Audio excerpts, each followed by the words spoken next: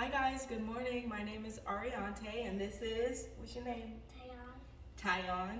And if you're watching this video, please like and subscribe to our channel. Today, Tyon is with me because he doesn't want to take a nap because he's getting too old for naps and Yay is napping.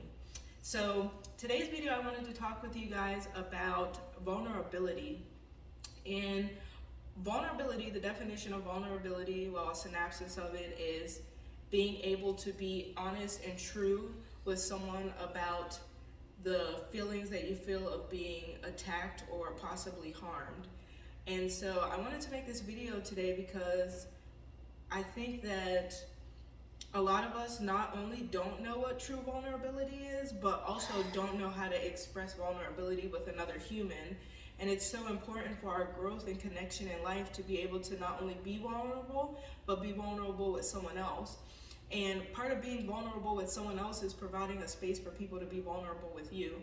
So if I'm gonna be vulnerable, I'm going to admit that something hurt me or didn't make me feel good, and that the person I'm being vulnerable with, I'm giving them the power to know what hurts me and doesn't make me feel good. So they absolutely could use that against me. And I think that we're so scared to be vulnerable that we don't understand the power of giving that weight away sometimes.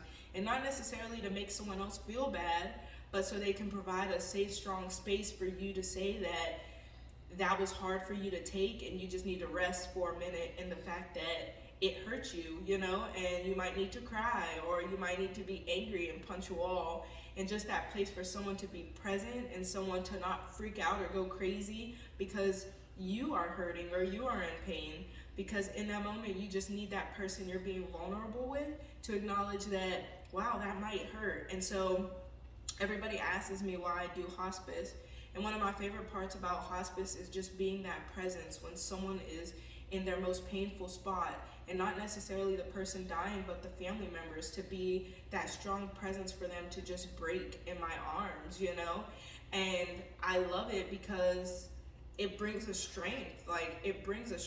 And my sister, she always tells me, I don't see how you do it, because I'm the one that when people are crying, I'm sitting there like they're there, not knowing what to say. And the truth is for someone to be vulnerable with you, you don't have to say anything except, oh wow, did that hurt? That sounds like it hurt. I can imagine that hurt. And just bring them further and further into that exploration of that pain so that they can dive into it more deeply and they can be more present with their pain and how much it hurt or how it feels, and not judging them or giving them a reaction or how they should have reacted or what they should have done, but just being present to allow their true vulnerability to go to its highest extent. And so that's what it is to be present for someone else's vulnerability, but to be vulnerable with someone else is to express your truth about a pain that you went through or that you felt and how you viewed it, and sit in somebody's arms and cry about it, and to be able to find the right people that you'll be safe to be vulnerable with, the people that you can sit in their arms and cry and they're just going to be understanding. And it sucks to say that you won't know if that's the right person until you're actually vulnerable, and that's the hardest part. But I attribute it to kids' tantrums or when they're crying. The best way to be a mom to them is when they're crying or upset or angry and throwing stuff, is to not go there with them or yell at them, but be present and allow them to explore that feeling of pain. And maybe they're not doing things that are acceptable and we kind of guide those actions, but still allowing them to cry or be hurt or feel those emotions that they feel in that moment. Like, don't break my stuff, but if you want to cry, you can sit there and cry, or let me hold you. Because when you cry, do you want mommy to hold you? You do? You like when mommy holds you? Because you're my baby and your face is crusty? Give me a kiss.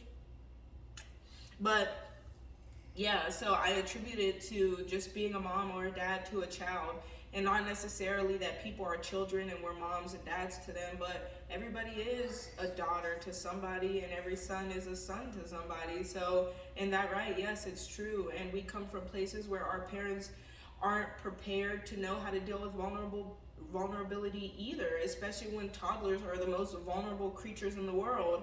And so when we have parents that don't provide a space for our vulnerability, then we grow up to not provide spaces for others' vulnerability. And so healing of everyone is to become those mothers and fathers to everyone around you and be able to learn and provide that space. So yeah, that's vulnerability, is to come to somebody's arms and say, I'm weak or I'm hurt, but hear my truth.